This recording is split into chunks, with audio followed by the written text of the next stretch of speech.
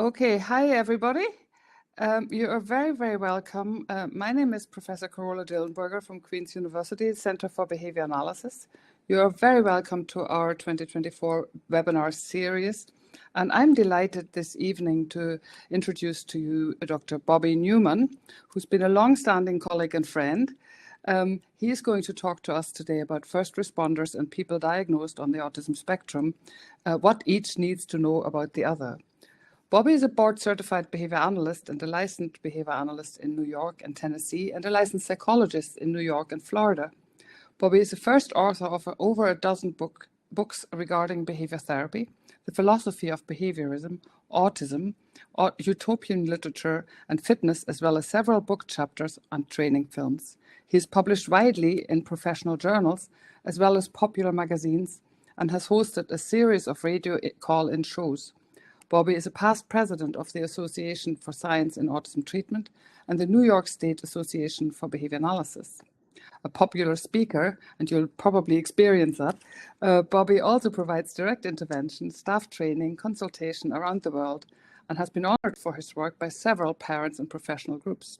He's the executive director of clinical services for Proud Moments. Bobbi is also a certified personal trainer, obstacle course racer and marathoner, and ambassador for the Great Sportsmanship Program. Bobbi teaches nonviolent crisis intervention philosophy and techniques for agencies and families. Bobbi was a finalist for the 2016 For Those Who Would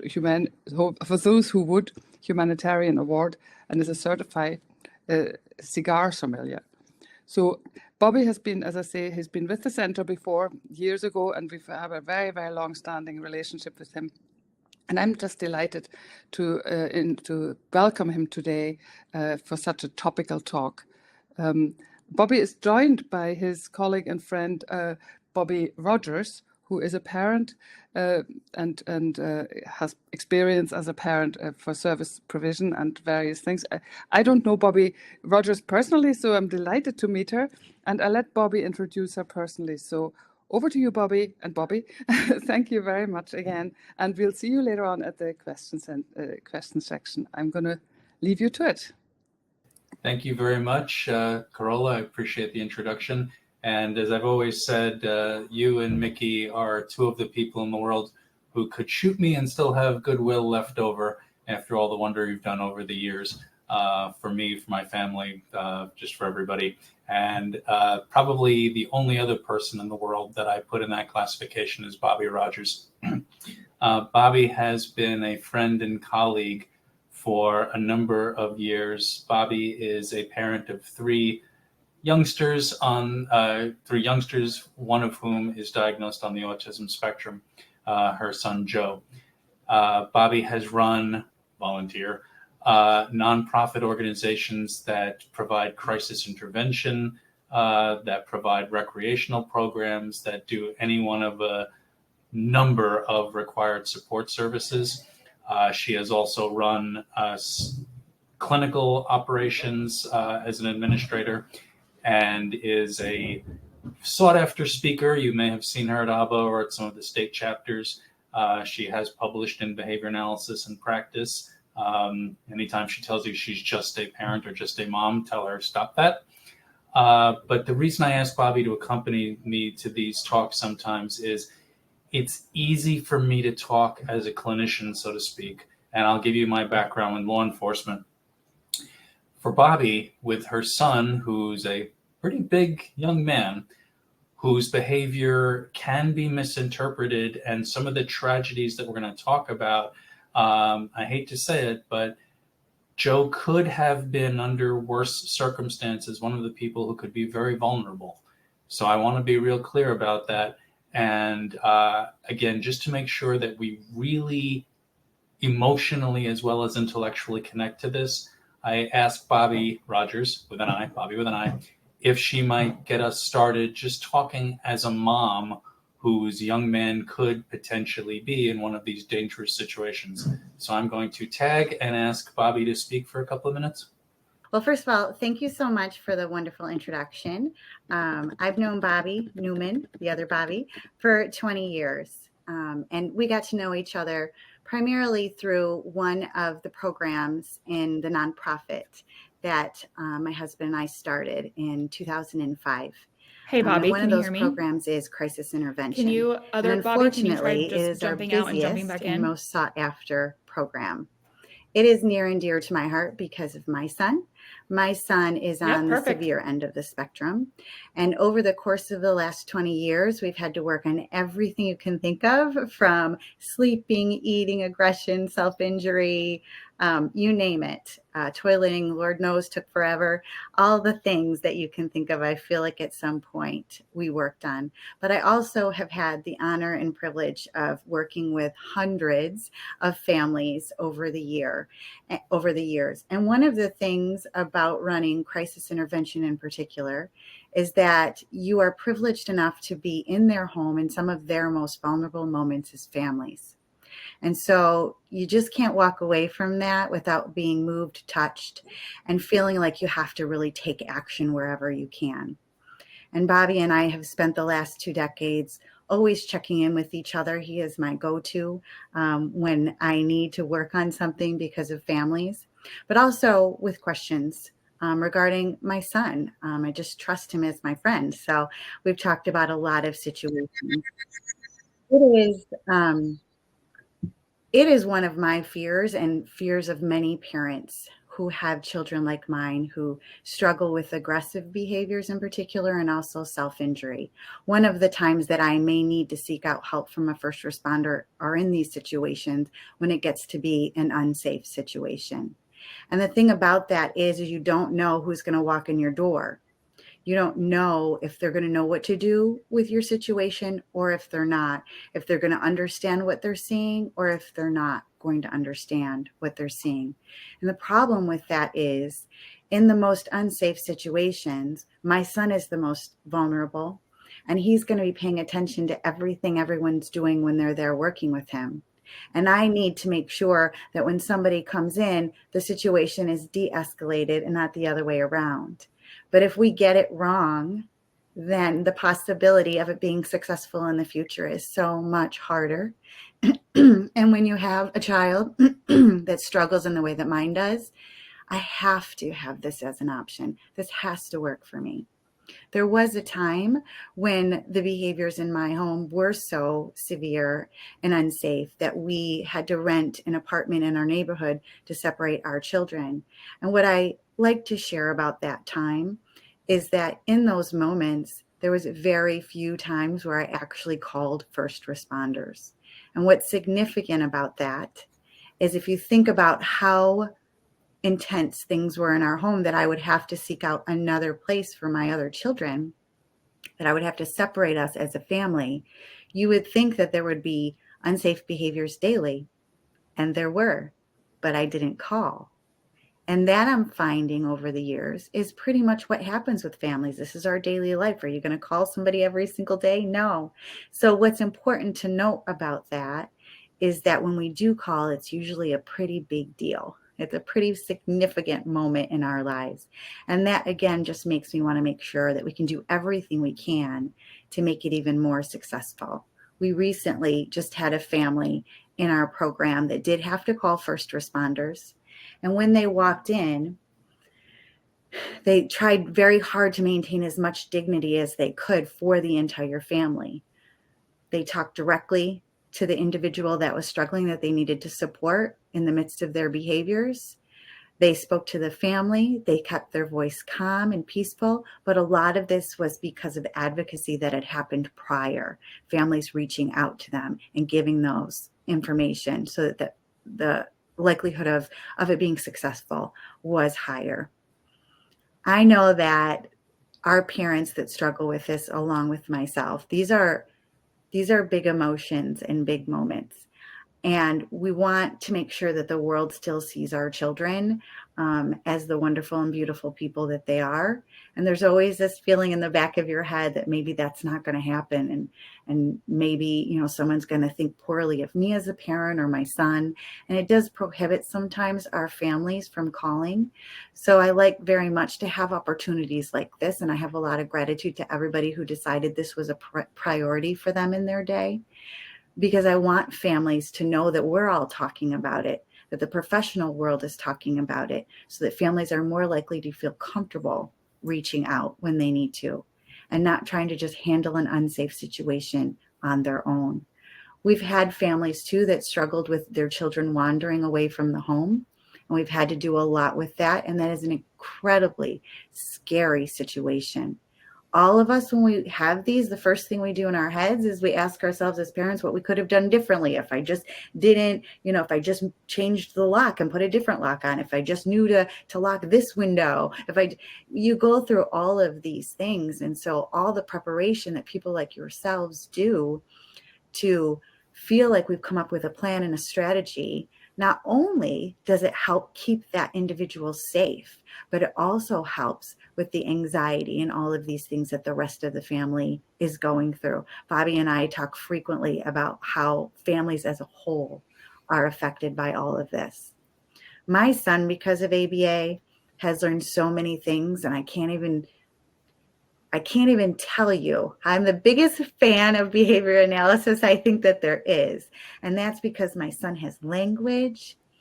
It's because my son has dignity, because he can do so many things on his own without having to ask for help.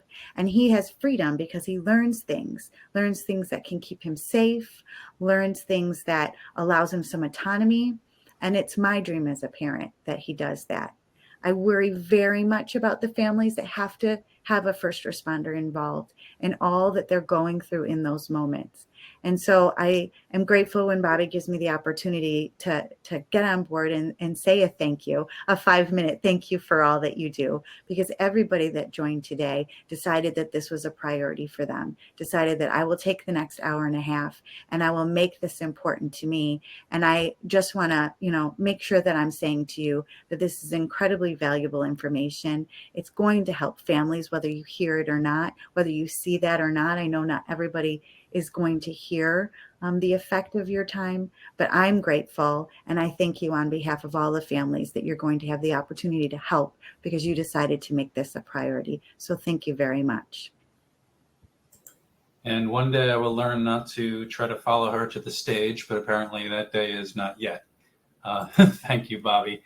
I'm going to advance my slide one. Please let me know somebody did it advance to the next one.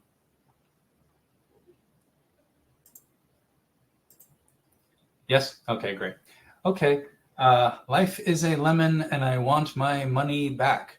I hope you read that in Meatloaf's voice from the second Bat Out of Hell album. Trust me, that'll be relevant later. My own personal history. Early in my career, I split my time between work with developmentally disabled individuals and work with the Crime Victims Board in New York City. I worked directly with and within precincts in New York, primarily the 107th, 109th, and 111th precincts. As time went on, I specialized in developmental disabilities, but I kept my ties to law enforcement because I was still doing trainings with them, a lot of officers who had children diagnosed on the autism spectrum, and just by fate, the government insurance programs funneled government employees, of which police, firefighters, and EMTs are members. They came in my general direction. And so I sort of developed a relationship with many people, and they called me in when an individual with a developmental disability became involved with law enforcement, either as a victim or as an alleged offender. So let me stop right there and do an illustrative or illustrative, I'm not sure how that's pronounced, story. And so it came to be that there was a young man diagnosed on the autism spectrum. And actually, he wasn't so young. He was 55. And he liked photos. He liked photographs. He liked to take photographs. And for you youngsters in the audience, once upon a time, we didn't have phones. We had these little boxes called cameras. And the cameras had a little bird with a chisel. No, that's on the Flintstones. The cameras recorded things on film, and then you printed that on a piece of paper, and it went into a book that we called an album. Albums were very nice for storing memories and also very good for getting rid of people who had overstayed their welcome at your apartment. Taking the album off the shelf was a good way to get people to leave. But albums, even though they've made a bit of a comeback in recent years, have not been very common, or at least they weren't as common as they were in the 70s and 80s and stuff. And so our 55-year-old man diagnosed on the autism spectrum, who is very interested in photography and photos, could not find the albums he was looking for. And in desperation, looking online, looking everywhere, you fans of the movie A Christmas Story will know what you do when you can't get your item from anyone else. You ask Santa. So I wish I was making this up. I am not a shopper. I don't like stores. I buy all my clothing online, and if it comes too big, I put on weight. I'm just not a shopper. I don't enjoy stores, and certainly not around the holidays. I'd rather blow my head clean off, quite frankly. But I wound up getting called to a big department store in New York City right around the holidays because, I wish I was making this up, my 55-year-old was online to see Santa with all of the preschoolers. And all of you clinicians out there, you know that you impress upon your learners. Practice your social skills. Practice your language skills. Be outgoing. So the 55-year-old man was online with the various preschoolers to go sit on Santa's lap and ask for his photo albums. And while he was online, he struck up conversation with the young people on the line, inviting them to his apartment, for example, to come see photographs. You see where this is going. Some parents who did not recognize a young man, or excuse me, a middle-aged man, saying that as a 57-year-old, they didn't recognize the signs of autism. And as you might expect, some of the parents became a little put out by the idea of this 55-year-old man inviting their 4-year-old to his apartment to play and to see photographs. And before all was said and done, things escalated, and finally they called me in before all was said and done. Managed the situation, and then I had one heck of a conversation with his supposed program, asking what the heck was going on with a 55-year-old who still believed in Santa Claus. My apologies to any of you if I'm bursting your bubble. To the best of my knowledge, not a real being. And they said, well, it was cute. I didn't want to be the one to burst his bubble, blah, blah, blah, blah, blah.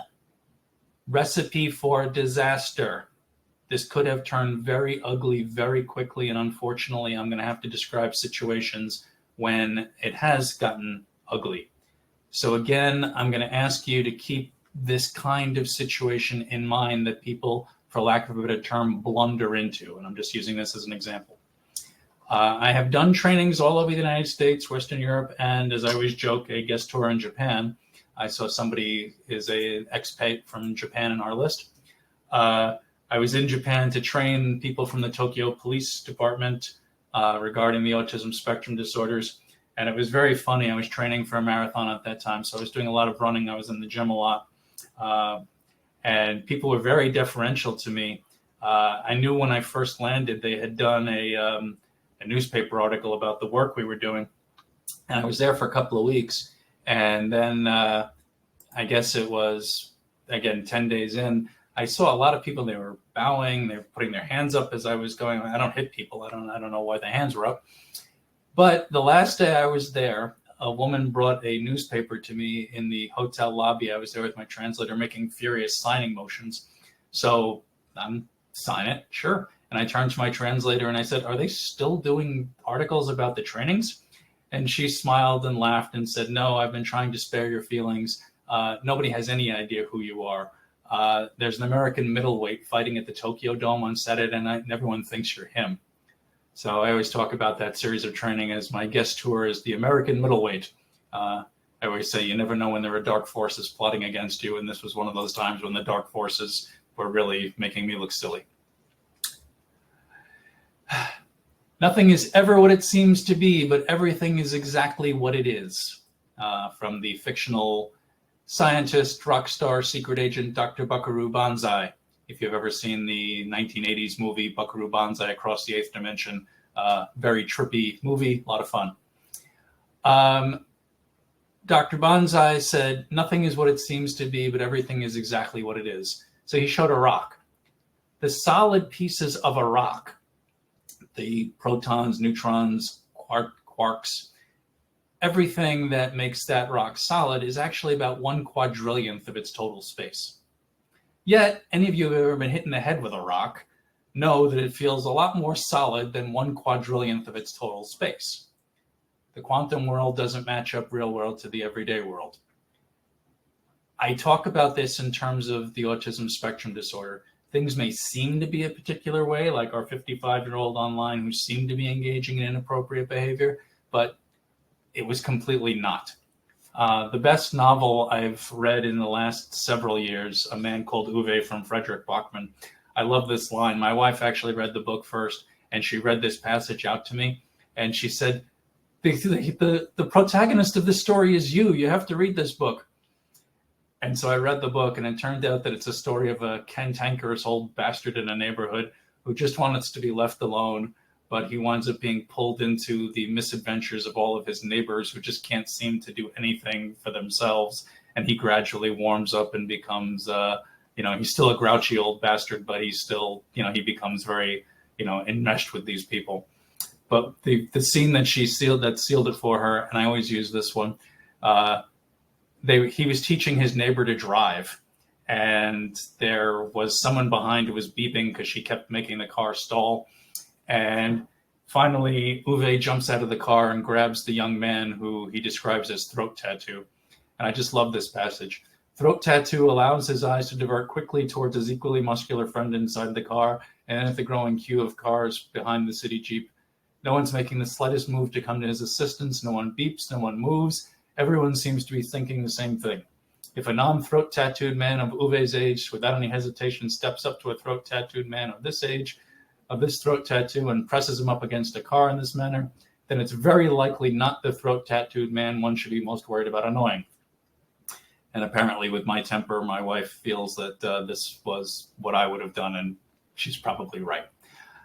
But again, me being the poster boy for road rage aside, just that switch in perspective.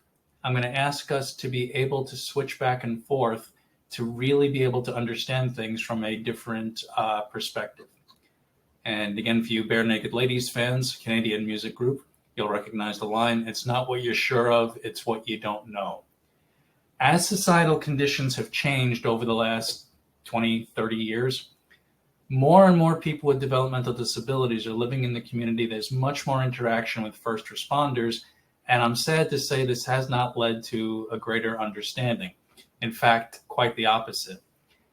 And think about what people mean when they say autism now. I am going to identify this as my own personal opinion. You can take it or not. I think the switch over to the autism spectrum from when we had autism versus Asperger's disorder versus pervasive developmental disorder not otherwise specified versus other things, I think going to the autism spectrum was an enormous mistake. Right now, when you say autism, a person doesn't know whether you mean someone who in the DSM is level 3, which is to say requiring highly substantial support, probably dependent on everybody else for their most basic needs, unable to communicate even their most basic needs, having very severe behavioral difficulties, or is it Sheldon Cooper from The Big Bang Theory? Now, I'm not trying to make you feel guilty if you enjoyed that program, but let's be honest. The producers of the show were very cute, and they said, oh, his mother had him tested, he was fine. But everything about Sheldon is making fun of the autism spectrum. Isn't that funny that he had a spot he insisted on sitting in? And isn't it funny that he wore the same t-shirts in keeping with the schedule of a day, and that he had sensory oversensitivities, and that he couldn't understand sarcasm or facial expressions, and he thought friends with benefits means that she supplies him with medical insurance? Isn't that all funny? Now, again, I'm not trying to make you feel guilty about this, but nasty double standard. We can't show Blazing Saddles on TV anymore, but we can make fun of people with autism. I have a problem with that personally. I don't like double standards. But again, the whole idea of what autism means has been blown to Hades. And in fact, again, just throwing this out there, there is now a national council in the States for severe autism, of parents who have youngsters more towards the level 2 or level 3 on the autism spectrum. And they've in fact been lobbying to try to get profound autism recognized as its own classification again, just so we don't have this confusion. But the confusion is definitely out there. And unfortunately, misinformation or a lack of knowledge regarding individuals diagnosed on the spectrum has led to tragedies. And I'm unfortunately going to have to talk about a couple of times when people diagnosed on the spectrum were in fact shot, and in at least a couple of cases killed by police officers who were responding to behavioral crises. More and more people think they know what ASD means, and they're working from a very narrow understanding of the spectrum. I was even called in one time, I'll talk later about a very, very difficult case that actually involved incest, unfortunately. And it turned out that one of the two people in the situation had an undiagnosed autism spectrum disorder. And I guess lawyers talk, and somebody heard about this situation, and he tried to call me in when he had a client, and he said, oh, he has undiagnosed ASD too. And when I did an evaluation, he did not. It was some attempt to play the system, for lack of a better term, or I don't know what, I guess some sort of insanity defense, but it clearly was not a case of the autism spectrum. So let me talk about another situation I came into just as we talk now. We're going to get into some specifics of the autism spectrum. I was consulting at a school, and a few months in, there was a very large young man who was having a difficulty. He was having a total meltdown, as we say, and became very physically aggressive. Being the most experienced with crisis intervention, I took it upon myself to intervene and try to help to calm this young man. As I walked into the situation, I started hearing a bunch of stage whispers, your jacket, your jacket, your jacket. And I said, don't worry, it's just a nylon shell. I could move around in it. I'm okay. And they were a little bit more polite than this, but what I actually heard was, no, idiot, what's on your jacket? And it turned out it was my volunteer firefighter jacket. And I think I looked damn good in it. But what I did not know was that this young man's family would call the fire department when he had explosive tantrums, and 5 to 7 very large people would come and lay on him. So now I come walking in my volunteer firefighter jacket, and it escalated the situation rather than de-escalating the situation. I always talk about this one as my Rod Serling Twilight Zone level of irony, because the young man pulled a fire extinguisher off the wall and tried to knock my head off with it.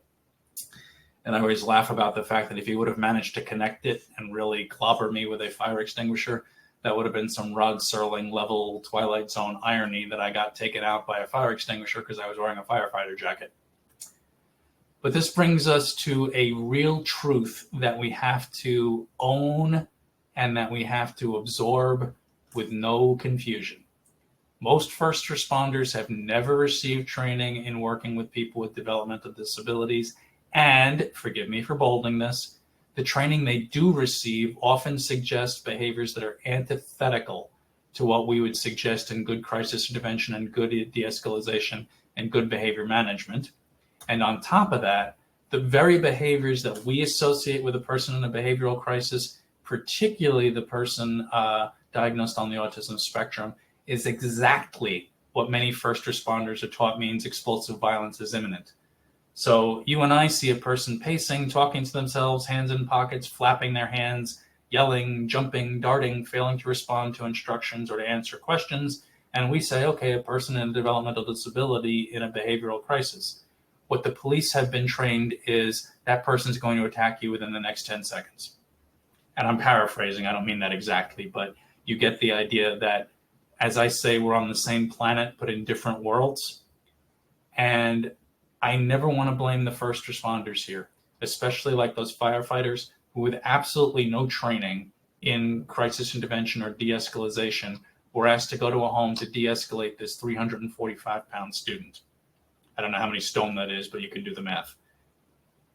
So they simply relied on sheer physical force and massive numbers to hold him down until he calmed himself. That's a setup. Imagine if he really got hurt and then we blame the firefighters. They're being used in a way they were never trained to be used, and to me, that's a setup. So let's talk about a real situation. And again, forgive me, I wish I was not giving you the truth, but I am giving you a completely accurate story. A teenager diagnosed on the autism spectrum, 5'10", 220 pounds, diagnosed with autism spectrum disorder, was shot and killed during a encounter with the police. He had been home from school. He had had an argument with his father about using a video game or something. And before all was said and done, he had barricaded himself in a room in the basement. The police were called. He burst out with a knife and he cut through the sleeve and into an officer's arm. What type of knife is in dispute? The family insisted it was a kitchen knife, a butter knife. The police insisted it was a sharpened steak knife. The facts are in dispute here. What is not in dispute is that it was not their first call to this location. They had been called at least 10 times in 2 years that were able to be uncovered within going through the records. And calling the police in these situations was suggested by the doctors and by the social workers and by this young man's school. So these officers were being asked to respond to this large and powerful man, and without the proper training. In fact, it later turned out that one of the officers had some training and knew something about the autism spectrum disorders. But something that I will always point out is if the training didn't result in any changed behavior, and in this case, clearly it did not, then it was not an effective training. So when I talk about supplying training for the love of all that is holy, it has to be an effective training. So let's think about the various mistakes that were made here. He likes to fight with police officers. That was his uncle talking about him, that this was not his first time. He, for whatever reason, enjoyed tussling with police officers. And the police themselves, this was a metropolitan area in the Midwest of the United States. The police chief described the situation and said this was an individual who was known to the police, who was known to like to fight with his fists and with knives. So despite that being known to the police, and despite the fact that there have been at least 10 calls to the home in the last couple of years, they showed up without any kind of protective gear that would allow them to deal with something like a knife. They had nothing with them except firearms, and when one of the officers was cut, they fired and unfortunately killed this young man. His mother's response was, every other time you just tased him. I understand what she was going for here, using non-lethal attempts to respond to him physically. I will, however, add that people die from being tased also, especially people with heart conditions, especially people who could be overweight, and this young man, as I understand it, was both. And I don't know if any of you have ever been tased. You're all very nice people, I'm sure you haven't. I have. Working with the police, I wanted to see what it felt like. And so I got special permission and stood there while they shot the thing into my back. The closest I can describe it is to having your muscles pulled out with a fork. This hurt like hell. And not only did it hurt like hell, you start to faceplant. You fall over like a 45-year-old at a Jimmy Buffett concert. And I say that as someone who went to the Jimmy Buffett concerts well into his older ages. But something happened with Jimmy concerts that people started thinking it was fun to start tailgating since 7 a.m. And by the time the concert starts, they're so falling down drunk that they are face planting in front of you, where they just fall like a tree and don't even bother to put their hands in front of their face, and they just hit like a brick. And that's the way I felt. My arms, I was trying to move them, but I couldn't because of all the electricity running through my system. And so I just face planted on the ground going, wow. Tasing people is not a solution. Again, people have died from the electrical current. And on top of that, let me tell you, it's just no fun. So a new paradigm is needed. And Mr. Rogers, and I don't know why I only put this association together in the last couple of years, but boy, is Bobby Rogers well named or what? Mrs. Rogers there. Fred, and I'm not going to do Fred's voice because I don't want to make fun of him, but boy, Fred, he's one of the four horsemen of niceness. You know, there was Fred Rogers, there was Jim Henson with the Muppets, Steve Irwin, and Bob Ross. They each represented their own area, you know, one for art, one for nature, one for interpersonal relationships, one for children. The four horsemen of niceness there. But Fred Rogers would say, when I was a boy and I would see scary things in the news, my mother would say, look for the helpers. You'll always find people who are helping. To this day, especially in times of disaster, I remember my mother's words, and I am always comforted by realizing that there are still so many helpers, so many caring people in the world. And really, that's what first responders are. I know there's sometimes a stereotype, and there are some bad first responders in the world, just like everywhere else. You're going to have your better and worse people. But the vast, vast, vast majority that I have met want to be these helpers. And in fact, that's one of the things I always tell professionals and always tell parents. I don't know how many of you may have read my book about first responders and the autism spectrum, forgive the cheap plug, but in my chapter on first responders and what they would like people to know, please never make them the bad guy. That's one of the things they always say to me. Please don't make me an object of fright. Don't say to your child, you better stop that or I'm going to call the police and they're going to take you away to jail. The police want to be a source of comfort. They want people to look for them when they are lost. They don't want people to run away from them.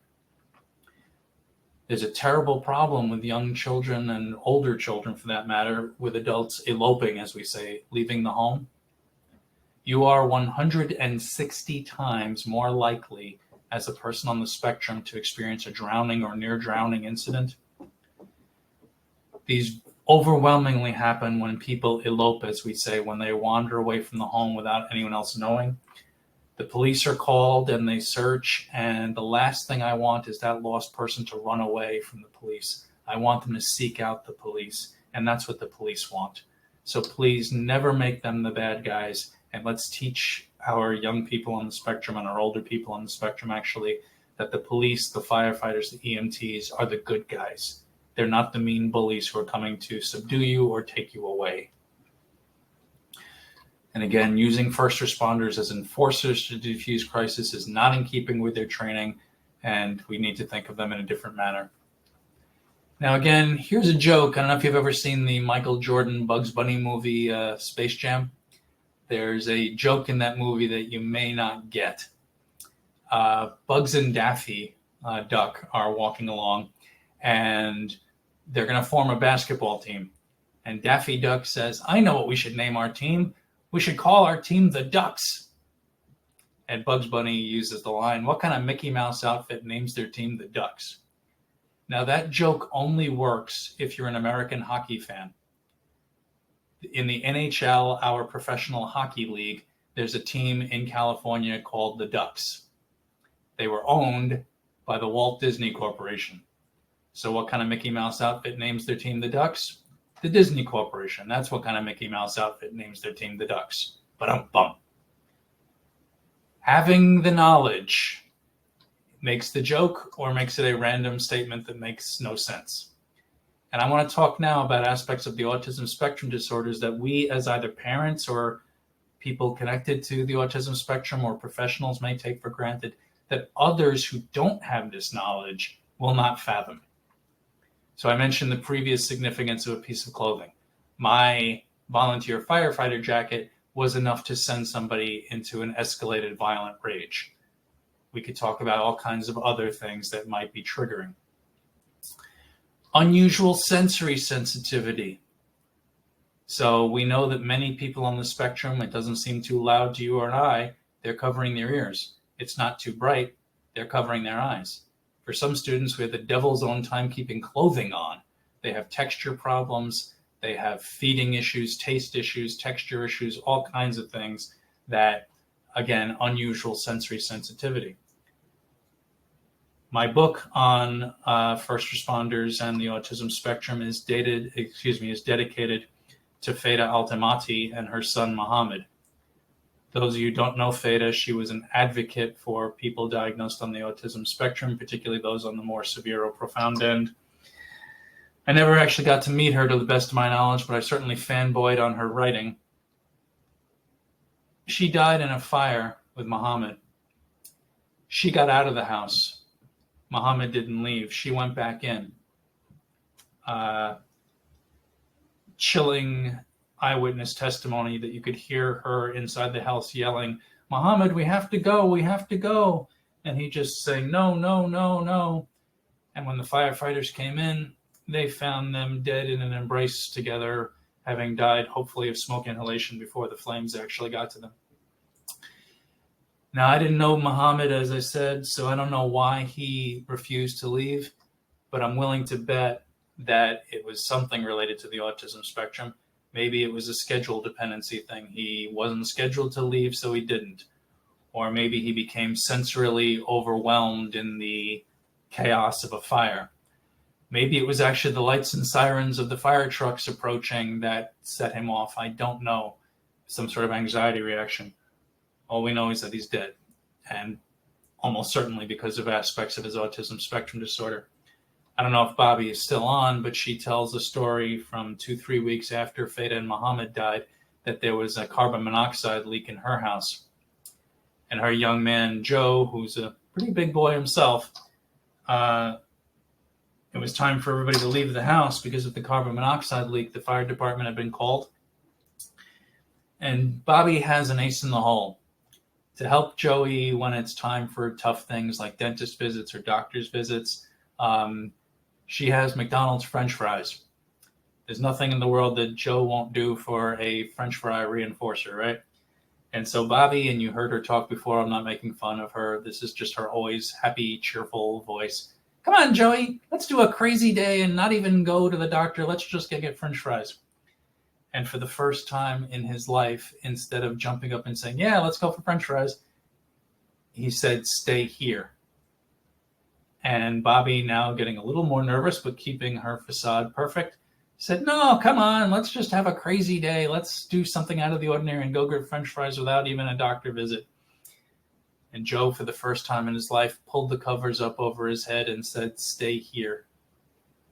Why he responded that way, I don't know. But fortunately, thank the forces of the universe, Bobbi has spent a lot of years getting Joe to be very familiar with everybody in the community, including the first responders, and they know Joe. The Christmas tree store in her neighborhood opens a day early so that Joe can shop by himself with his family and not be overwhelmed in crowds. Halloween's a big thing in the Rogers household. Some of you should sneak onto Bobbi's Facebook page, because right about this time of year, she starts a little sweepstakes game about what Joe wants to be for Halloween, and she always has to make the costumes. And he picks things in keeping with what he's interested in. So one year he was a box of French fries, and Bobbi came as a bottle of ketchup. My favorite one that she made, I think, was a Lion King costume, but not the Lion King character. He really liked the Lion King VHS tape, so Bobbi made him a Lion King VHS tape costume. She's quite the seamstress.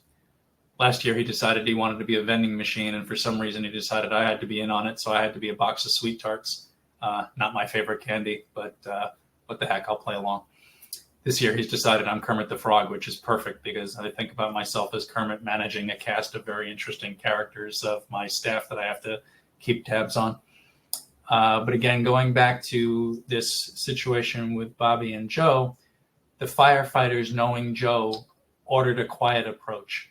They killed the lights and they killed the sirens as soon as it was safe to get close to the house, that they weren't going to cause any traffic difficulties as they hauled, what to get there.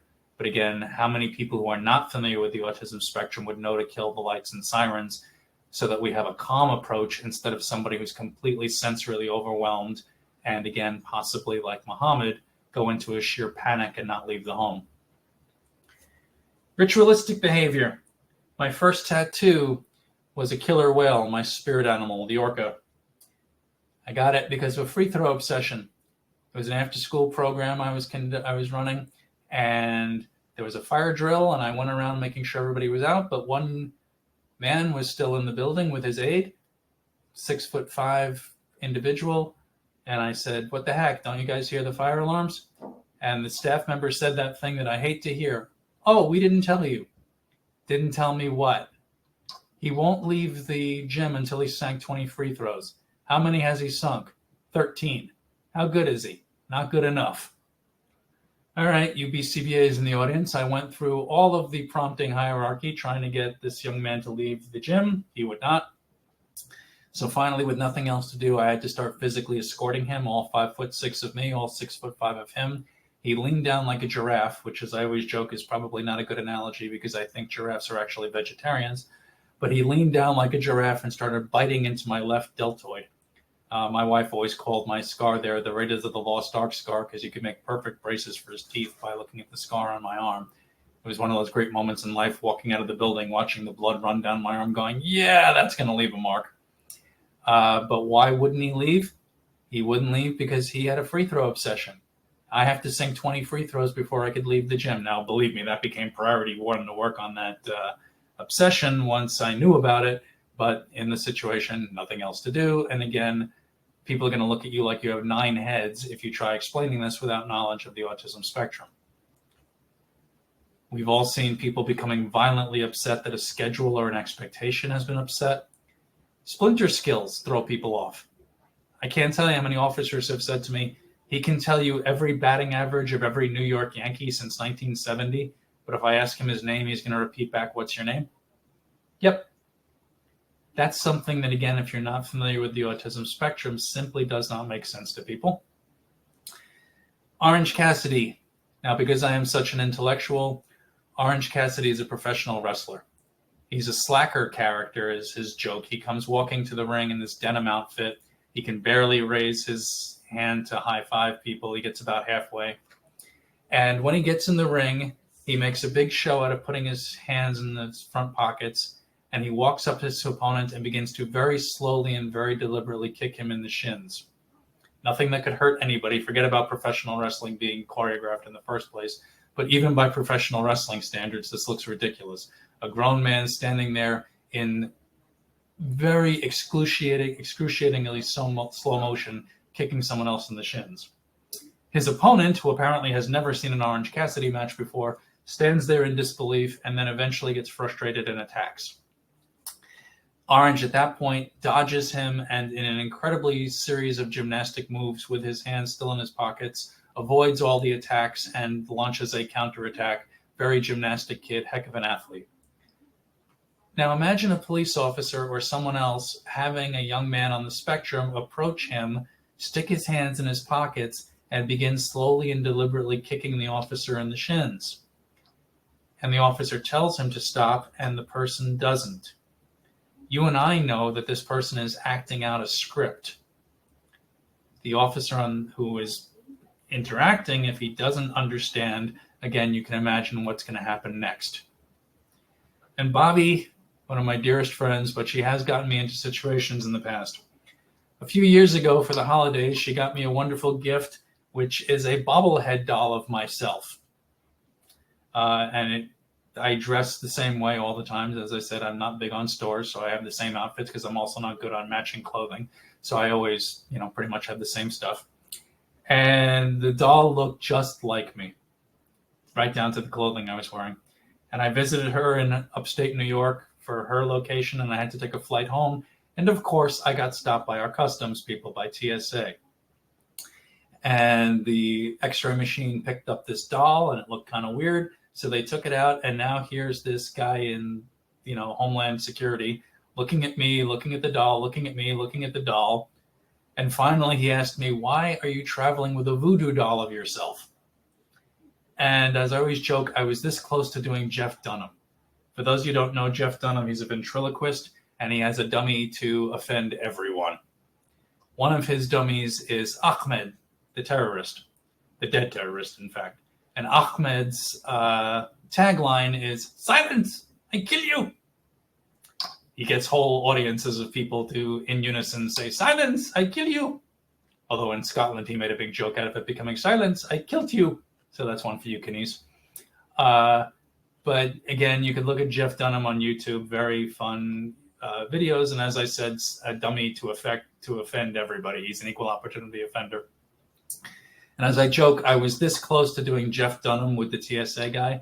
But at the last moment, before I said silence, I kill you with the doll, I realized that probably would have gotten me a guest night at the Rochester Police Department and jail.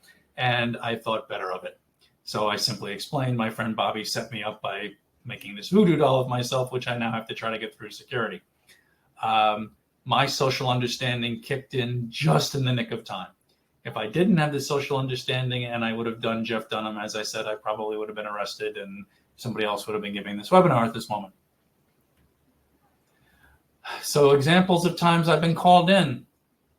A young man inappropriately touching other people. I always joke about this. My young man that I'm describing here had a partialism, which is an expression we use for someone who's attracted to a part of the body not generally considered sexual in the subculture. And my young man had a foot partialism. The term foot fetish, although it rolls off the tongue better, no pun intended, is actually not the most technically correct expression. It should be a foot partialism. And I joke about this because I was at the ABAI conference a few years ago, and somebody was doing a presentation and they were showing a kid under the table playing with the teacher's feet and shoes. And forgive me, I don't have a nice way to say this except that he was rubbing himself into the ground. And the person doing the presentation said, and here we see young Johnny engaging in attention-seeking behavior. I sat there in my seat laughing, saying, no, you don't, Sparky.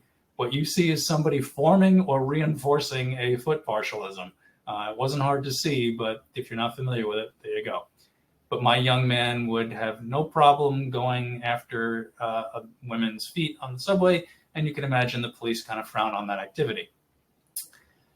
The same young man would engage in aggression towards others who were playing a radio too loud.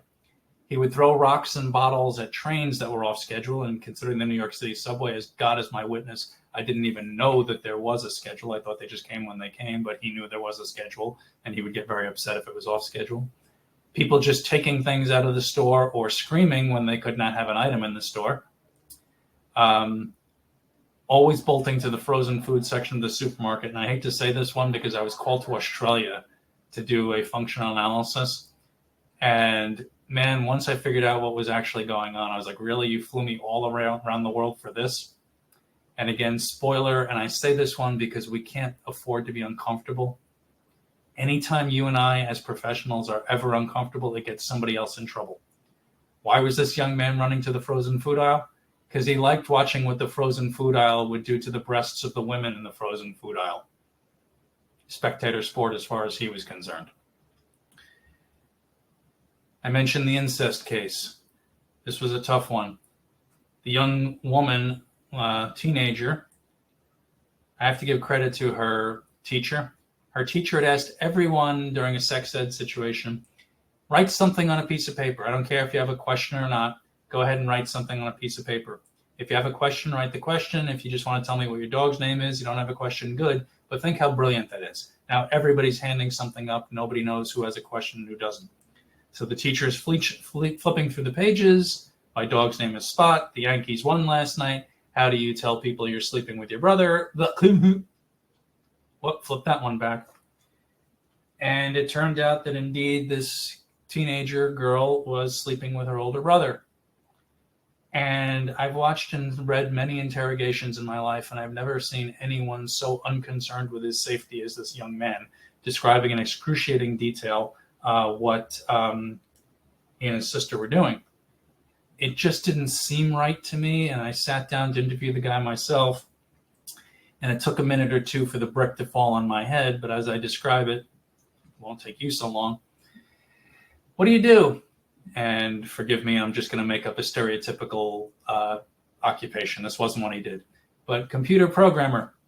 I'm in college to do computer programming.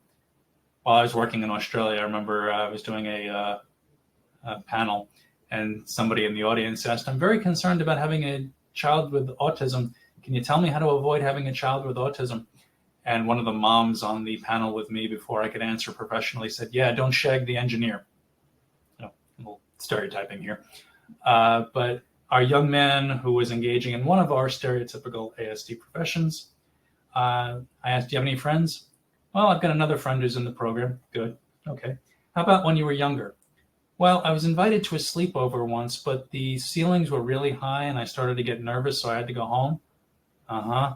Did you do any sports when you were younger? Well, my dad thought it would be a good idea for college, so I did shot put, and this kid was smaller than the shot. I don't know how they thought it would be a good idea for him to do shot put, but then the brick fell on my head, of course. Track and field, single event, no teamwork, no having to interact with people. So he did the shot put, despite the fact that he probably had the record for the shortest throws on record. Stalking. I'll talk a little bit later about somebody who wanted to borrow my noise. Well, let me do it now. So a young man asked me to borrow the headphones that I use when I go shooting at the pistol range. Yes, it's licensed. Yes, I work with the police. Yes, I own guns. I don't carry them around, but I do have them locked up in my house, and I'm licensed and I'm pretty good with them.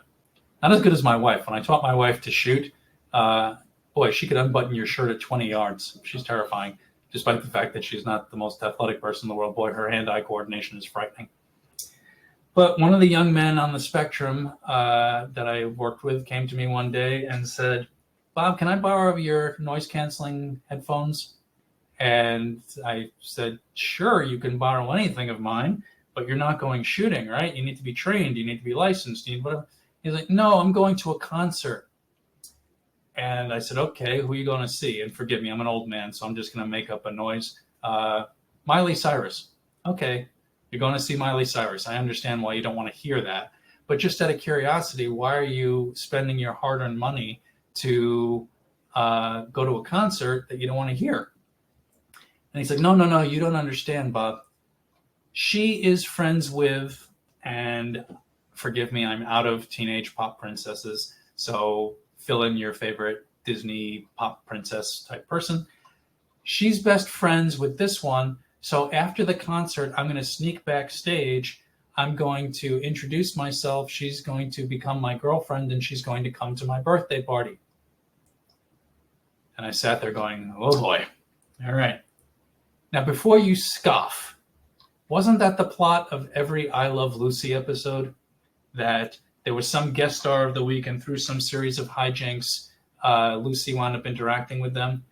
I don't know if these shows made their way to you, but when my kid was younger on our Nickelodeon framework, our Nickelodeon channel, I should say, we had shows like iCarly and Victorious, which followed the same sort of pattern. There was a guest star of the week, and through some sort of hijinks, the gang would wind up interacting with this guest star and becoming friends. Sure, it's a TV show. But if you have a social understanding difficulty and you think that that's what life really consists of, you can engage in behavior called stalking. Now, I realize this is going to come as a shock to you, but I'm not a fan of romantic comedy movies. I know, shocker. Not only are they irritating and predictable, but they describe illegal stalking behavior in many cases.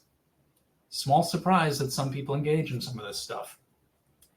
Another situation, a teenager with ASD was attempting to pull younger children into private spots to play. And in this case, unfortunately, it did turn out that he was sexually attracted to younger children. That had to be worked on. And I've mentioned my 55-year-old for Santa's lap. So again, just some of the reasons that I've personally been asked to interact when people came into contact with law enforcement or first responders. And as I say, the stakes we are gambling are frighteningly high. There is no room for us being uncomfortable. We are in this for all day. The implications for failing to provide instruction.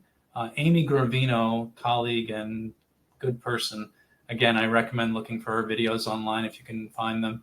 Her tagline is, she's the naughty Autie, young woman diagnosed on the autism spectrum who has done incredibly wonderful talks. She really bears her soul, talking about everything from how she lost her virginity on down, talking about very, very painful experiences where people exploited her social understanding difficulties.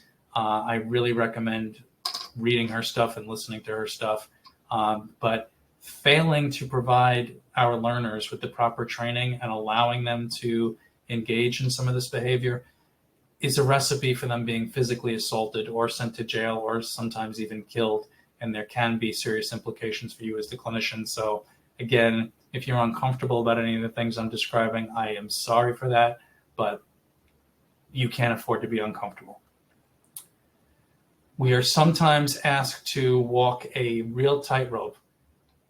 My son is a musical theater standout, and he has performed, and he loves singing, and he loved singing shows when he was younger. And one day he said to me, "Dad, I think that person auditioning on this TV show has autism." He's worked as a peer model over the years. He knows his stuff. And I looked, and yeah, sure enough, the person was showing mannerisms that suggested possibly the autism spectrum. And you know what? He wasn't the best singer ever. Just like 99-point-something% of people who audition for these shows. So some of you who are behavior analysts will remember those articles about taking naps and too many donuts. I'm allowed to engage in all kinds of behavior. I go kayaking with dangerous animals sometimes, alligators and orcas. I run marathons in 90-degree heat because I'm crazy that way. I do all kinds of stuff. I homebrew beer. I enjoy my cigars. I occasionally enjoy my whiskeys. I can do this stuff. I'm a typically developing adult. No one's stopping me. I could audition for The Voice, even if I have a terrible singing voice. Who's stopping me? No one. Should someone be stopping the person on the spectrum? Aren't we supposed to protect them from danger and embarrassment and being humiliated? On the other hand, shouldn't they have the proper autonomy as the rest of us?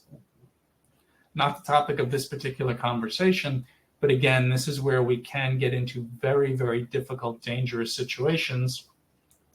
And I had a horrible situation once with one of the residences I was working with. It was an apartment building. It was on the 4th floor. And I was cited by the state. My organization was cited because we weren't allowing the young man enough private time. The reason we weren't allowing him enough private time was because I knew that he liked to tinker with things. He had MacGyvered the elevator in his apartment building and nearly killed someone. I was very concerned what he would do with electricity left to his own devices. But the state forced us to leave him alone in rooms for hours at a time, and he eventually took the windows guards out and jumped out of the 4th floor window. Now, I should have led this off by saying he survived, but it didn't do him any good. In a twist of irony, the organization I was working for was then hit with a negligence lawsuit. Well, which one is it, Spike? Last month you told us that we have to leave him alone, and now you're telling him we left him alone? Figure it out. People are always willing in retrospect to blame you, so please just be very careful here. We do have this always ethical tightrope, protective oversight versus respecting autonomy. Okay, I just described this. I mentioned the young man who would throw rocks and bottles at trains that he thought was off schedule, or at neighbors he perceived were playing their radios too loud.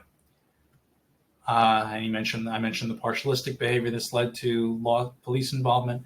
When I suggested he would need travel training and might need to be supervised and not simply allowed to go independently on the subway until we were satisfied that he could be safe on the subway, my organization was threatened with another lawsuit and lawyers were involved. So again, this can be very, very complicated. I mentioned this particular one. Again, the I Love Lucy / Victorious effect, what I described, where people have false expectations because of sitcoms or rom-coms or other kinds of TV or movie shows. Now, again, we have to prepare people for the communities they're living in. And again, there's no joke here. I know urinals, people think they're funny, the whole discussion around bathroom functions. But the idea that the young man diagnosed on the spectrum is going to drop his pants and his underwear around his knees or his ankles, that simply isn't done. There is a whole urinal etiquette, and you could not hold up a bigger sign that says, I have a disability, a developmental disability, please sexually abuse me and take all my money, than to drop your pants and your underwear at a urinal. Now, if any of you don't know how to use a urinal, I have a task analysis for how to use it. I will not take up our time here going through the steps. I'll be more than happy to supply you with that task analysis if you want it. But please, underwear and pants should never drop at the urinal. The thumb of the dominant hand, the thumb of the non-dominant hand hooks into the underwear and pulls the underwear down. The dominant hand takes a hold of the penis and aims into the urinal. That's it. Don't use the fly, by the way. I know a lot of underwear comes with a fly, but now grandma buys some underwear that doesn't have a fly and he's stuck because you taught him how to use a fly. Just pull down the underwear and pull the penis out over the top. You're always going to be safe with that. But pants should never drop. And again, I don't want to take up time with it, giving you the whole task analysis. I can give you it on paper if anyone needs. Another situation, a young man with trisomy 21, Down syndrome for the rest of you. I was called to the hospital where he was, and I had been told his face looked like he had been rubbed back and forth along a chain link fence. The reason he looked like that is because he had his face rubbed back and forth along a chain link fence. My man was exposing himself at the schoolyard. No, he wasn't. He realized his zipper was down and stuck, and he was wrestling with his crotch area there at the playground, and some of the parents decided that he was being inappropriate, and they decided to mete out some vigilante justice. This is what happens when we're uncomfortable about teaching people, hey, you can't go doing that in front of kids at the playground. People are going to misinterpret it, and you're going to be in a dangerous situation. So let's switch gears here. What do first responders need to know? They need to know that autism, or ASD, diagnosis used to describe individuals who've been showing clusters of behavioral deficits and abnormalities since infancy. Again, I try not to get into the whole theories of why it was happening. Difficulties in socialization that I describe in terms of how they may respond in an abnormal way. And remember our full spectrum. You will have some people who avoid all eye contact and avoid all contact. You will have some people who recognize no body space, talk to you nose to nose, and think nothing of asking you very, very intimate questions when they've met you within 2 seconds. Right now, I have a joke on my door here. I ask people to be quiet outside my office. I say I'm webinaring and recording, and I have a line from the Brad Paisley song, The Internet is Forever. I think it's actually called Selfie. But the line from the Brad Paisley song is The Internet is Forever. And it talks about doing selfies. And one of the lines in the song, I'm not going to do it exactly, is something like, it's fine to take a selfie if you make Ringo Starr, but if you're texting some girl you just met pictures of your little Brett Favre, Brett Favre being one of our football players, American football, who's been known to engage in very scandalous, inappropriate behavior. So his name has actually become a euphemism. But if you're texting some girl you just met pictures of your little Brett Favre, as Brad Paisley's line goes, again, overly intimate behavior without knowing someone. Difficulties in language and communication. I always talk about echolalia and delayed echolalia. The person may say things that, taken out of context, might sound threatening or might sound in one of a number of ways. It's not actually what it seems to be. And again, showing the behavior range, highly restricted interests. Again, the person who's on the spectrum through no fault of their own and not through trying to be inappropriate, but just through their lack of understanding, may engage in some inappropriate behavior. For example, touching someone they don't have the relationship with, becoming violent if a schedule is disrupted. Again, I try to teach first responders all these aspects that I've been describing of the autism spectrum so that they can come to recognize it. Again, always emphasizing that there's a wide range of function. Some people may display some of the characteristics, others will have other variations. Always emphasize that what you describe are the common characteristics. They can change with behavioral treatment. This is not forever, but there also will be a range of impairment, and that's really important for people to understand. Again, examples of the range that I emphasize: the person may prefer not to interact, may actively avoid it. Conversely, may not recognize social behaviors and may engage in an overly intimate manner. The person may only want to discuss one topic. The person may not be able to understand cues for others for socially appropriate behavior.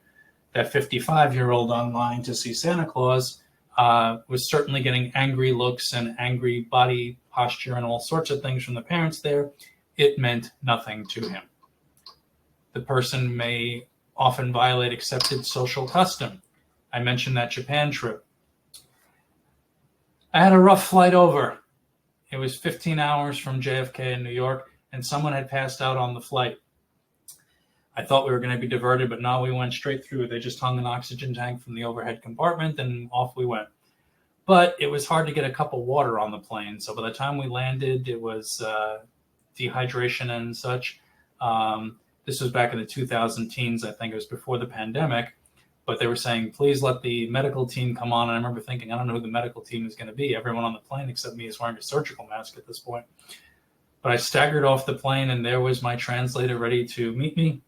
And she very culturally appropriately made a slight bow. And I have no excuse except for the fact that I was completely dehydrated, and that I've had a whole bunch of concussions from over the years, and that I was brought up in a nice big physical Jewish household, and I married into an even bigger, even more physical Italian family. So when she leaned down to bow, I took her in a big hug. She let out a scream, and I didn't know at that point whether Japanese police force carried guns in the airport. I discovered very quickly that they did. People will violate social custom, diagnosed on the spectrum, or like me, Mickey and Karola could tell you probably about a bunch of faux pas that I created when I first started working and visiting them in Northern Ireland. I joke about it with the nomakai, the going out to drink with your coworkers, and management in Japan. Now you do your little toast, kanpai, and we touch glasses. Now what I did not know is that there is a social hierarchy, and as a visiting dignitary, so to speak, I was considered pretty honored. And so people would lower their glasses a little bit when we touched. Now, being a good American like I am and wanting nice equality for everybody, I lowered my glass to meet theirs, at which point they lowered their glass more, at which point I lowered my glass more. And finally, someone explained the ritual to me, and I was like, thank you, because in 2 minutes we were going to be sliding our glasses to each other on the floor of the pub here because I didn't understand the ritual. Put yourself in the role of the person with the autism spectrum who doesn't have to fly to Japan or fly to a different country to not be familiar with social custom and social expectations in the culture they were brought up in. So again, trying to impress these things upon our first responders. People who may communicate in unfamiliar ways, augmentative communication. In my book on first responders and the autism spectrum, I do describe a situation where somebody pulled out what looked like it might have been a weapon, but the officer, because he was trained, looked for that extra second and discovered that it was a phone with Proloquo programmed onto it, and it was the young man's communication device. That young man could have just as easily been shot, which did happen in Florida years ago. I think it was 2016. The young man with autism wasn't shot, but the worker was. The young man with autism had run out of his program, and he carried transitional objects with him. He had a toy train. And all the police had been notified. He's not armed. He has a toy train. He carries around it as a transitional object. And everybody was told except the last officer who responded. And there's video you can find on the internet or pictures. It's the terrible looking thing. The worker is laying on his back like a dead bug with his arms and legs up in the air, begging the person with autism to put down the toy train and to get into the same position he is. And he didn't. And the officer misunderstood and thought that the young man with autism was holding a gun on the person who's laying on the ground, and the officer shot. Now, fortunately, he failed marksmanship, and instead of hitting the person with autism, he hit the worker in the leg. And I don't say that fortunately for the worker. I mean, thank goodness the injuries weren't worse. I'm sure it didn't do him any good, but better that than what could have been. But again, the fact that someone may have objects like augmentative communication devices, take that extra second, and I realize I'm putting you in danger. I've had spouses of first responders who get very annoyed with me and say, you're going to get my wife killed, you're going to get my husband killed, asking them to take that extra second. And I have to own it and say, I realize it can be dangerous, but this is how we avoid tragedy. The day I started writing that first responder and autism spectrum disorder book, the day I started writing it, a young man was shot and killed in San Diego. Police were called to the house because of a behavioral meltdown, and he had a gardening hoe in his hand. They considered it a bladed weapon. It was dull by all descriptions, but police training, they were trained, this person has a bladed weapon. The person did not put down the item when they were told to put down the item. and the young man was shot and killed. And again, I'm not trying to do cheap plugs for the book here, but in the book, I describe all kinds of behaviors that people diagnosed on the spectrum need to learn when they're interacting with first responders, and you practice it with them. I'm a huge fan of role play in all of its many forms. And please role play these things. It's not enough that the person can tell you what to do. We have to practice them. So I practice things like, put that down. And at first I use a very calm voice because I want to teach this is what first responders will usually say. At least those who are trained will come at you with a calm tone, because I've trained them come at people with a calm tone. But you're going to meet those officers who haven't had the training or are overly loud. And so once I'm sure my young man is fluent at following the instruction, put that down, I will yell at him, put that down, to make sure he can respond even when somebody uses a different tone of voice. So there's a variety of behaviors that I describe, things like sit down, things like put that down, things like take your hands out of your pockets, all kinds of different phrasings. Think about the dangerous situations that someone might be in. Almost always when somebody was injured, it was because they didn't follow instructions and continued to engage in behavior that was regarded as threatening. So addressing those behaviors that might be regarded as threatening, and especially when it involves holding things that could be misinterpreted as weapons, really has to be hammered. I talk to our officers that the person may have never learned to speak. They may repeat what other people say immediately or at some time in the future. The person may use language but may not understand it, saying yes when asked if they stole something they did not, as well as being asked whether they invented fire. The person may not follow spoken directions, again, not due to deliberate disrespect, but rather due to difficulties in social interactions. The person may have memorized the encyclopedia of statistics and only discussed that, even though they never wanted to go to a game. The person may watch the same 10 seconds of video over and over for hours at a time. Then we have the nerve to be surprised when they start repeating those lines, and when they're upset that other people don't do the script with them. Small shock. The person may engage in seemingly repetitive body movements that, again, can be misinterpreted as the agitation that most first responders have been taught means that aggression is coming. Again, I mentioned splinter skills that just don't click with people who are not familiar with people on the spectrum. And I always try to teach people about, when I'm talking about autism, assume nothing. The fact that the person can do this has no bearing on whether they will be able to do that. And that, again, I find helps people to not make assumptions and think that the person diagnosed on the spectrum is simply being deliberately non-compliant or deliberately threatening or somehow. The person may show the abnormal sensory reactions we have to teach. They're covering their ears when it doesn't seem to be too loud. Again, we've talked about this already, things that we take for granted being familiar with the autism spectrum, but other people may not. The person may not have the repertoire of appropriate social behavior and may engage in what are considered to be age-inappropriate behaviors, tantrums, or aggression. Again, obviously, this can be misinterpreted as a threat. If you see a large adult smashing things and, or picking up objects, you can really obviously be put on guard here. This especially has led to the tragedies and really needs to be addressed. This is where our functional analysis and teaching appropriate replacement skills, it's got to be a priority, and we got to make sure that we're really doing our job properly here. I mentioned, and let me spend the last few minutes talking about what we need to teach people diagnosed with autism about, how to access the system, how to dial 911. Someone who's lost who can dial 911, they can find you, or whatever your systems are there, whatever, forgive me, I realize I'm talking to a lot of people who aren't in the States. There's satellite tracking imagery now. We lose over 90 kids a year in the United States to drowning accidents, and I'm not even sure how many get hit by cars or trains or other things when kids with diagnosed on the spectrum elope from the home and go to the things that they're obsessed with. As I mentioned, there is a statistic 160 times more likely on the spectrum to have a drowning or near drowning incident. Somebody finding you is crucial. And cell phones can be tracked, And there's other things you can buy. I'm not trying to sell anything here, but you can look online for things like, I think a company called Angel Sense sells underwear with GPS built into it so that you can find people. And again, I want my people, my kids on the spectrum, my adults on the spectrum, not to run from first responders, but to run to them. They're not the bad guys. They're not a threat.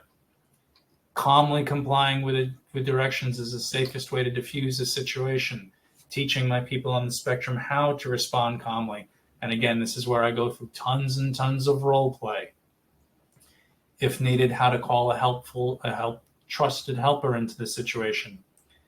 We have obviously people who are level 1, less impaired people, or impaired differently, I should say, who certainly can drive, and they get pulled over. There's a whole what's called blue envelope system here in the States of this thing that the person can hand to the officer, which indicates they have an autism spectrum or other developmental disability, and it helps to set the tone for the interaction. So again, how to comply with directions, how to indicate, you know what, I've got a difficulty here. Please don't yell. Please speak. Please give me a few extra seconds to process the language. Later in these handout here, you'll see decals. Bobby Rogers made decals to put on the car so that if someone gets pulled over, the officer comes up and sees the sign that says, hey, person with autism in the car. They may not communicate effectively. They may not follow directions. They may need a couple of extra seconds to process the language. Please speak calmly and slowly.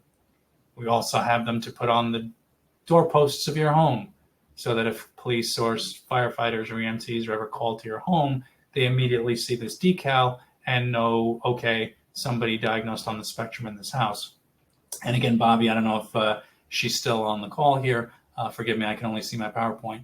Before all said and done, I'll put her email address in the chat. If anybody wants to get those decals, we distribute them free of charge.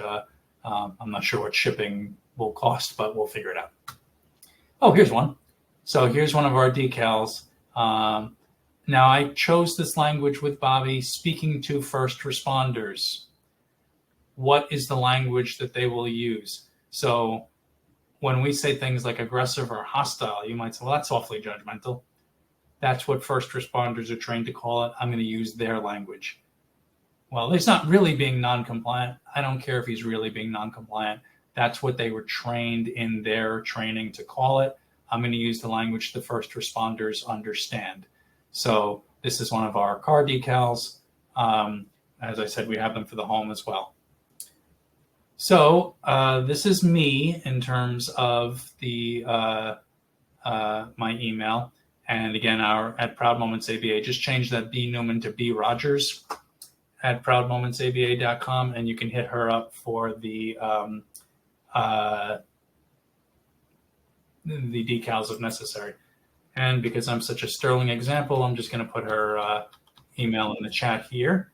And we do have some time for questions and answers, or at least questions and discussion if I don't have answers. And am I now visible? Is my PowerPoint off the screen? Yeah, you can be. You're fully present again in the full picture. We saw you all along in a small picture during the presentation, okay. So you were there. Yeah. Well, I wish I would have known that if I was doing inappropriate things with my hand. Okay, it would have been good to know. All right. I think you were just fine. Thank you. Yeah, technologically unadvanced I am. So yeah, we've got some time. What else? Bobby did put her email address into the chat as well. So thanks both Bobbies. If Bobby Rogers wants to join us again, you just press the join the presentation. Here she comes. Fantastic. Okay. Thank you so much. So please, anybody who wants to direct things at me or at Mrs. Rogers, please feel free. I never want to. I mean, that parental perspective and what she's had to live through and everything, like that carbon monoxide incident that I've described. Again, she's got a wealth of lived experience here. So please feel free to direct towards me or towards Bobby with an I. There are a couple of questions. First of all, thank you both Bobbies and both of you for your wonderful presentation. It was so informative, and of course, anybody who knows Bobby Newman and his sense of humor would probably really look forward to this talk just Thank you. for the crack. I have a couple of questions here that were put into the, on the right-hand corner, there's a question mark box. And then people can vote to bring the question up. So the one with the most votes comes to the top. And so if that's okay with you, I'll just read out the question. And then here's a question that has a few votes. And it's Mickey actually asking you, Bobby. He says, I love to hear your dulcet tones again. One issue that has always concerned me is the many occasions I've been to training sessions in which I sit listening to someone talk, and then I have to answer multiple choice questions to assess the skills I have acquired in the training session, a session on fire safety, for example. In your experience, does a lot of training of first responders appear similar to that scenario that I describe? No, because we've taken into our own hands. There are some bad trainings out there, but there are some very, very good people who are now doing these types of trainings, and they do role play, and they do role play to fluency, where we're really trying to make sure, because again, and that's one of the things I impress upon people about the autism spectrum, is there's many people who can tell you all the rules in the world. And you're not supposed to touch people's hair as I reach out and touch somebody. There was an area in ABA once upon a time called correspondence training. I don't know whatever happened to it, where we talked about people saying things and actually following through. But in the trainings I conduct, in the trainings that Bobby conducts, and some of our colleagues who are also out there doing this work, we really emphasize the role play aspect, because simply doing the multiple choice is not there. In the first responder book that I describe, or that I mentioned, I have scenarios at the back. And forgive me, I don't mean to offend anybody, but this is exactly how it happened. One of the police chiefs we were working with said, Bobby, you got to understand that most of our officers are not big readers. So they're not going to read your whole book. Give me bullet points. And so I created little scenarios for the back where the person could read about a very quick story. So something very simple. Again, I'm such an intellectual. The Rocky movies. Rocky 3, which was the one with Mr. T, if you're keeping score. There's a glaring error in the movie. Rocky at one point flashes back to the fight that he took this terrible beating. If you watch the movie, at one point he takes this devastating punch to the kidneys, and he's clearly wearing red, white, and blue trunks, which he did not wear until the second fight. So he's flashing back to something that hasn't happened yet. Okay, we laugh about this, but gosh, how many people had to have watched that movie in pre-production and editing and nobody caught that? Come on, guys, get some eyes on. We laugh about it, right? They were showing the Rocky movies at one of our movie theaters, and a young man on the spectrum lost it because he noticed the mistake, and now he's in the middle of the theater screaming, "They're not doing it right!" And chaos ensued, and the police were called. Now, the police, who had been through trainings like Bobby and I do, knew about autism spectrum, and they got the young man to calm down enough to explain what he meant by they're not doing it right. And they got him some water, and they took him out of the theater. They walked him out, and they helped him to calm himself. And it turned into a much better situation than it could have been. Everybody went home that night, is the expression we used to use when I was working with the police. Nobody got hurt. Nobody got injured. Everybody went home to sleep that night. But I am a huge believer in not using multiple choice tests. And forgive me if this is me being too much of a behaviorist, but I want to see the behavior. So we're going to role play this stuff to fluency, making sure that people can do the kinds of things I was describing. Bobby, did you have anything you wanted to add? I know you've been through a number of these sorts of trainings as well. I think what you said, the most practical stuff that makes people have an action item list when they leave and really know what they need to say, but also some of the discussions that you had today and trying to really relate it to a situation they can remember. So I like that you always have story type examples, real life stories, because I think that's the most memorable. Thank you very much. I think that's the idea of role plays and really play and specifically playing the role plays to fluency, and maybe even trying to generalize them into real life settings and stuff like that. I'm sure that's really useful advice for any trainer And who is out there. Forgive me for throwing this in there, but it No, just no, did occur to me. I have many friends diagnosed on the autism spectrum who will sometimes join us for this kind of training. I have seen trainings that I don't know how to describe them except as offensive, where a typically developing person will try to act autistic, and sometimes it just comes across as offensive. I don't know how else to put it.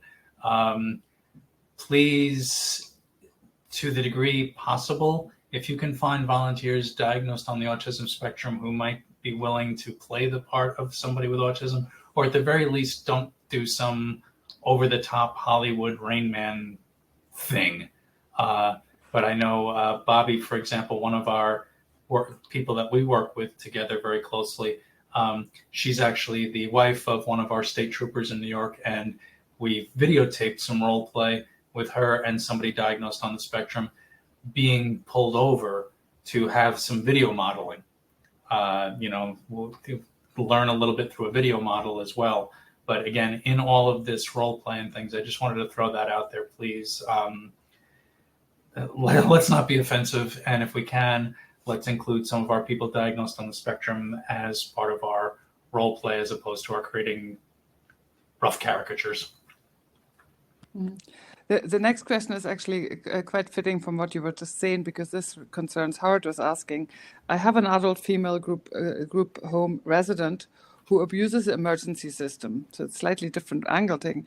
When in public, she may find a police officer and say that she's going to harm herself just so that she can be sent to the ER.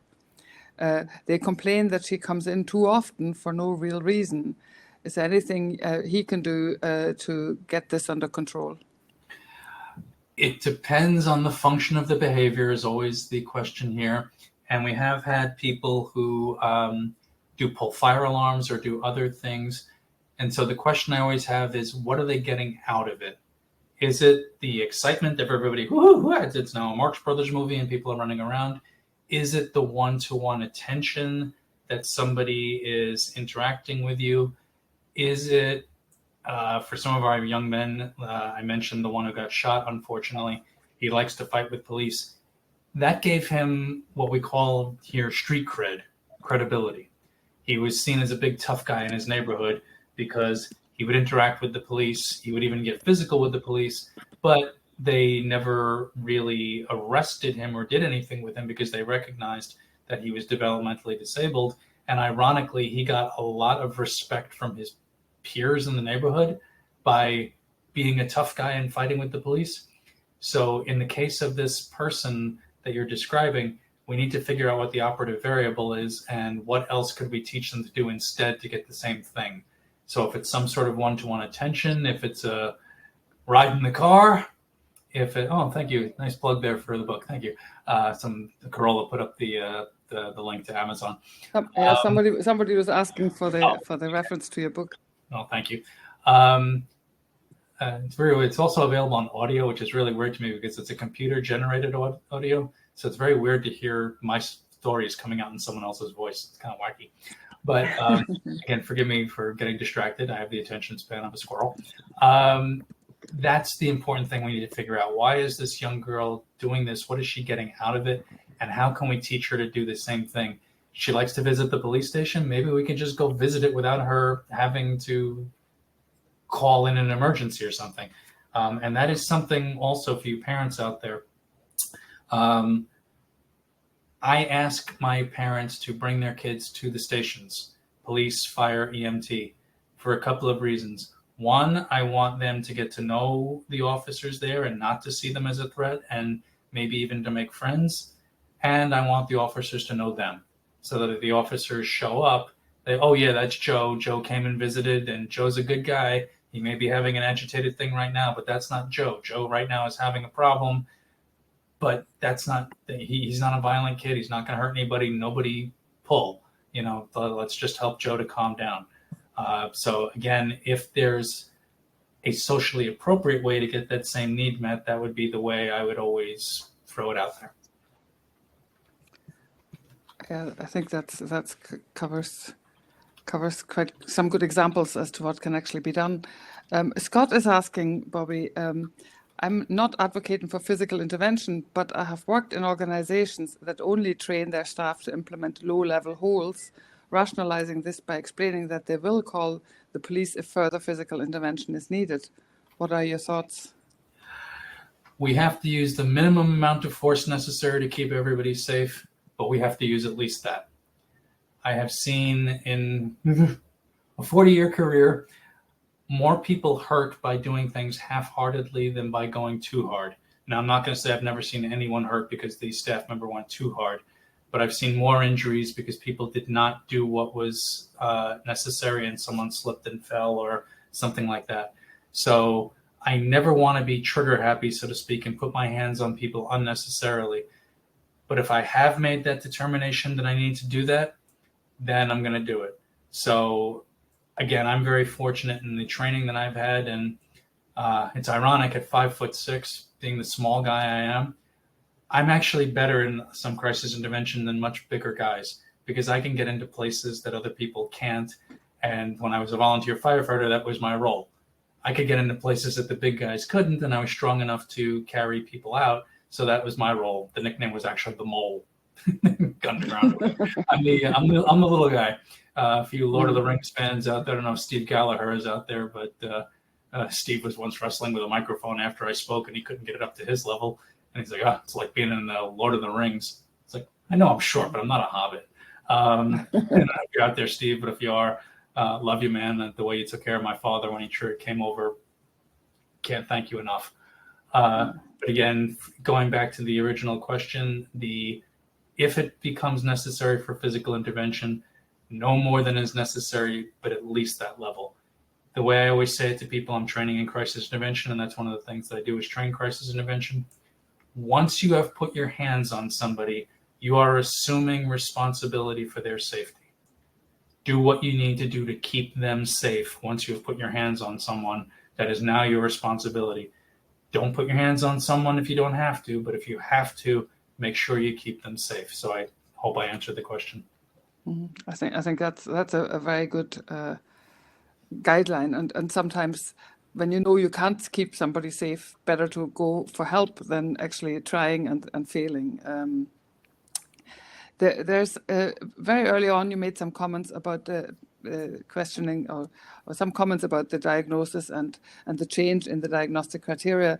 Alexis would just like to know if you're credentialed in diagnosing somebody with a neurological disability.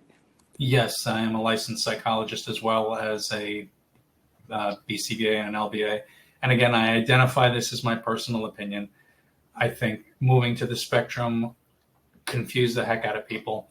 And when they say autism, nobody knows whether we mean Sheldon Cooper or whether we mean somebody who is dependent on other people for survival.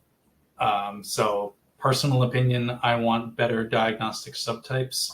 But again, personal opinion, and I identify it as such. Yeah, thanks. That was just to clarify that particular point, I think, because of the critique, and I can empathize with your critique about the spectrum. And I'm not credentialed to, well, I'm a clinical psychologist, but I'm not specifically trained to diagnose autism. But I would rather have a more differentiated diagnosis if that was possible as well. Mark is asking some questions here. Just a final question. He's not sure if we have time, but I think we have a few more minutes if you stick with us. Do you have any recommendations for creating programs for these kinds of skills? I always want to do it, but since we have to take data, staff tend to get stuck on how to contrive the opportunities to practice.